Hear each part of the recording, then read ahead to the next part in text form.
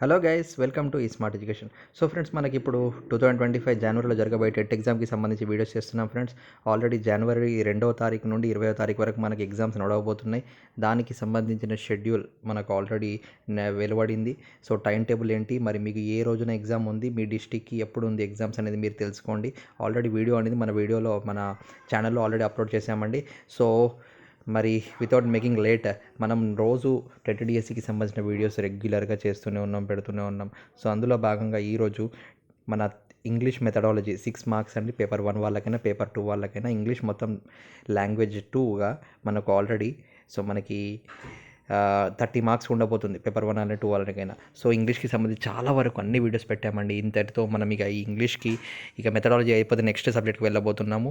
ఒక సబ్జెక్ట్ అని కాదండి, మ్యాథ్స్, ఈవీఎస్, సోషల్ సైన్స్, అలాగే తెలుగు, చైల్డ్ డెవలప్మెంట్ పెడగోగి, ఇవన్నీ పెడుతూనే ఉంటాం. గత మే నెలలో జరిగిన టెట్ ప్రీవియస్ ఎగ్జామ్ పేపర్స్, అలాగే క్వశ్చన్ పేపర్స్, పేపర్ 1, పేపర్ 2 వాళ్ళకు ఎస్జిటి, ఎస్ఏ, అలాగే ప్రతి టాపిక్ నుండి గత టెట్ డిఎస్సీలలో వచ్చిన ప్రశ్నలు మరియు జవాబులు వీటన్నింటిని మనం అప్లోడ్ చేస్తున్నాం. సో అందుకే ఎవరైతే ఇంకా సబ్స్క్రైబ్ చేయలేదో సబ్స్క్రైబ్ చేయండి, తెలియని వారికి అందరికీ షేర్ చేయండి. అన్ని వీడియోస్ కోసం మన ఛానల్లోకి వెళ్ళి మీరు వీడియో సెషన్లో చూస్తే అన్ని వీడియోస్ మీకు ఉంటాయండి, మీకు చాలా ఉపయోగపడతాయండి కంపల్సరీ. సో మరి without making late, let start today's video. TET English methodology curriculum and text book అనే టాపిక్ అండి. ఈ టాపిక్ నుండి ఒక 1 మార్క్ వచ్చే అవకాశం ఉందండి. సో మరి దీనిలో ప్రాక్టీస్ బిట్స్ అండ్ యాక్చువల్గా గత టెట్ పరీక్షలలో డిఎస్సీలలో వచ్చిన ప్రశ్నలు జవాబులు చూద్దామండి. సో మరి ప్రతి టాపిక్ నుండి మనం గత టెట్ పరీక్షలలో వచ్చిన దాటిని ఎందుకు చూస్తున్నామండి, ప్రశ్నల సరళి తెలుసుకోవడానికి.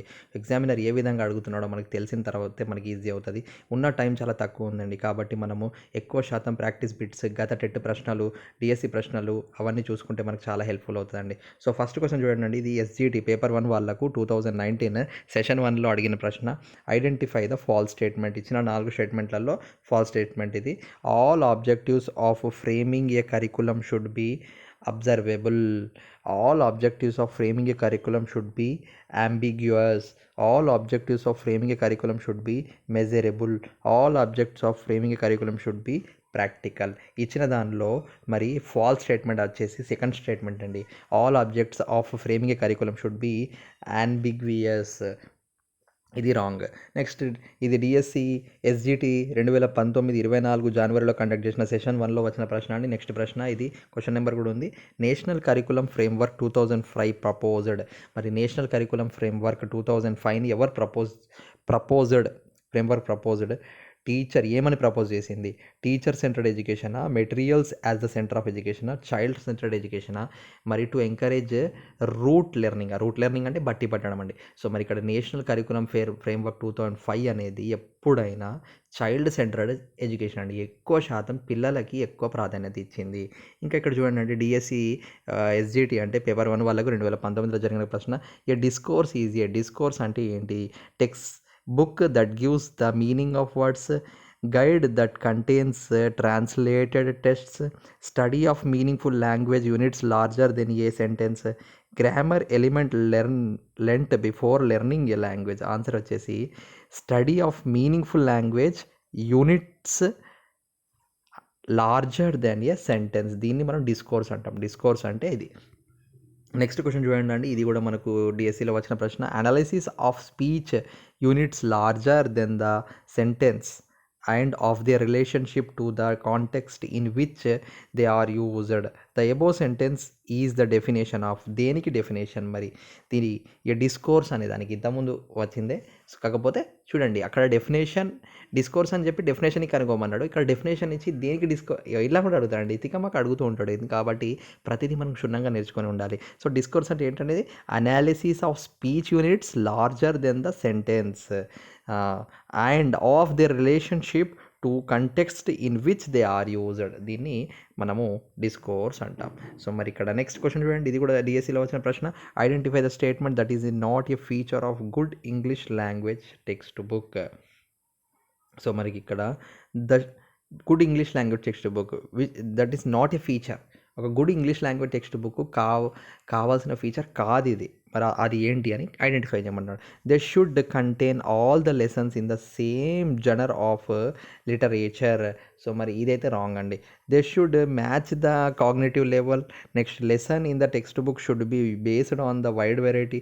They should reflect local arts. ఇవన్నీ కరెక్టే, కానీ మరి అన్నీ సమానంగా ఉండడం అనేది కాదు కాబట్టి option 1 is the wrong answer. ఎప్పుడైనా క్వశ్చన్ని క్షుణ్ణంగా గమనించండి ఫ్రెండ్స్. క్వశ్చన్ ప్రాపర్గా చదివితే 50% ఆన్సర్ మనకు వచ్చినట్టే. ఎందుకంటే క్వశ్చన్లో మనకు మెయిన్ కీవర్డ్స్ ఉంటుంటాయి. ఇది కూడా ఒక మంచి ట్రిక్ అండి. అందుకే క్వశ్చన్ని బాగా అర్థం చేసుకోవాలి. 1కి 2 సార్లు క్వశ్చన్ అర్థం చేసుకుంటే ఆన్సర్ మనం ఈజీగా వెతకచ్చు కొంచెం. నెక్స్ట్ చూడండి, ఇవి కూడా ప్రీవియస్ బిట్స్ అండి. ఇవన్నీ గత టెట్ పరీక్షలలో వచ్చిన ప్రశ్నలు. Identify the statement that is not a feature of good English language text book. Same అదే క్వశ్చన్ మళ్ళీ ఇక్కడ టెట్ ఆంధ్రప్రదేశ్ టెట్ 2018లో రిపోర్ట్ అయింది. They should contain all the lessons in same gender. ఇది కానిది. అదే సేమ్ క్వశ్చన్ ఇక్కడ అడిగాను, ఇంతకుముందు చూసాం అది. National curriculum framework 2001 proposed. దేన్ని ఎక్కువ ప్రపోజ్ చేస్తే సేమ్ ఇది కూడా చూసాం ఆల్రెడీ. చైల్డ్ డెవలప్మెంట్ అని. ఎన్సీఈఆర్టీ వాజ్ ఎస్టాబ్లిష్డ్ అని. ఎన్సీఈఆర్టీ అనేది ఎప్పుడు ఎస్టాబ్లిష్ చేయబడింది? 1961లో. ఇది కూడా ఆంధ్రప్రదేశ్ టెట్ 2018లో వచ్చిన ప్రశ్న, మొన్న కూడా వచ్చింది. కాగ్నిటివ్ బిలీవ్స్ దట్ కాగ్నిటివిస్ట్స్ అంటే బ్రెయిన్కి సంబంధించిన వాళ్ళు. Output is not always the same but enormous. వాళ్ళు ఏం బిలీవ్ చేస్తారంటే output is not always the same but enormous. The linguist who advocated communicative syllabus design east. మరి కమ్యూనికేటివ్ సిలబస్ డిజైన్ని ఏ లింగ్విస్ట్ అడ్వకేటెడ్? మరి ఎవరిని? ఈయన ఎవరు? జాన్ డేవియా, ఏజీ జార్డెనా, అలాగే నోమ్ చామ్స్కీయా, John Munby is the answer అండి. Which of the following statement is correct in respect of one of the principle of language లెర్నింగ్లో ఏ prospect correct? Language learning is a habit forming process. ఒక language నేర్చుకోవాలంటే దాన్ని హ్యాబిట్గా మార్చుకొని ప్రాసెసింగ్లో పెట్టాలి. అంటే ప్రతిరోజు యూజ్ చేస్తూ ఉండాలి. అది కరెక్ట్ ఆప్షన్. అది ఆప్షన్ 3. నెక్స్ట్ 7th క్వశ్చన్ చూడండి. The syllabus should be designed as per. Syllabus దేన్ని ప్రకారంగా డిజైన్ చేయాలి? ఇది టెట్ 2018లో వచ్చిన ప్రశ్న, ఆంధ్రప్రదేశ్కి సంబంధించి TET paper. The syllabus designers capability, the AIIMS of objective of the school, the teachers convenience of teaching. టీచర్కి కన్వీనియంట్గా ఉండాలా, స్కూల్కి సంబంధించి ఉండాలా, మరి సిలబస్ దేని గురించి ఉండాలట అండి? Learners cognitive level and proficiency. లెర్నర్కి హెల్ప్ అయ్యే విధంగా ఉండాలి. Option 4 is the correct answer. So మరి vocabulary in a good text book should be ఎలా ఉండాలి? ఒక సెలెక్టెడ్ అండ్ గ్రేడెడ్, ఈ విధంగా ఉండాలి. అండ్ కరికులం అంటే ఏంటి?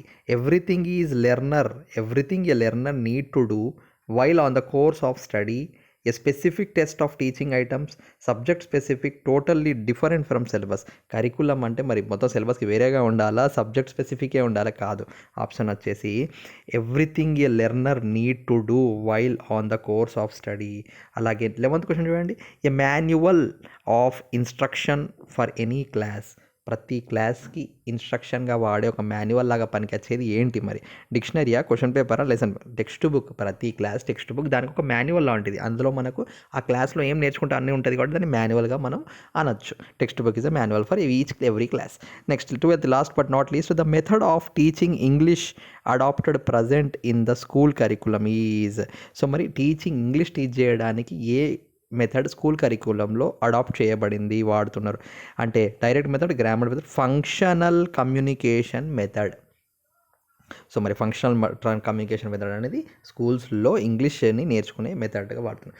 దీన్ని మీరు స్క్రీన్ షాట్ తీసుకోండి. ఏదన్నా మీకు స్పీడ్గా అనిపిస్తే, వీడియో ల్యాగ్ అవుతుంది కాబట్టి స్పీడ్గా వెళ్తున్నాను. ఈ విధంగా మనం ప్రతి టాపిక్ నుండి గత టెట్లో వచ్చిన ప్రశ్నలు, డిఎస్సిలో వచ్చిన ప్రశ్నలు చూస్తూ ఉన్నాం. కాబట్టి ఎవరెవరికైతే ఇంకా మన ఛానల్ ఇంకా తెలియదో వాళ్ళందరికీ కూడా షేర్ చేయండి. చాలామంది సపోర్ట్ చేస్తున్నారు, థ్యాంక్ యూ. మీరు షేర్ చేయడం వల్ల, ఈ వీడియో వల్ల వాళ్ళ టెట్ ఎగ్జామ్లో 1 మార్క్ 2 మార్క్స్ వచ్చినా కూడా వాళ్ళు మిమ్మల్ని గుర్తు చేసుకుంటారండి. ఎందుకంటే మీ వల్ల ఒక మార్క్ వచ్చిందంటే ఎంత హెల్ప్‌ఫుల్ అవుతది. కాబట్టి మనం హెల్ప్ చేయడం నేర్చుకోవాలండి. హెల్ప్ చేయడంలో ఏముందని ఒక్క నిమిషం షేర్ చేసేస్తాం. కాబట్టి కంపల్సరీ షేర్ చేయండి. ఇదే కాక ఇంకా చాలా వీడియోస్ పెడుతున్నాం. కాబట్టి టీచర్ జాబ్‌కి ప్రిపేర్ అయ్యే వాళ్ళందరూ కూడా మన ఛానల్ లైక్, షేర్, సబ్స్క్రైబ్ చేసేసుకోండి.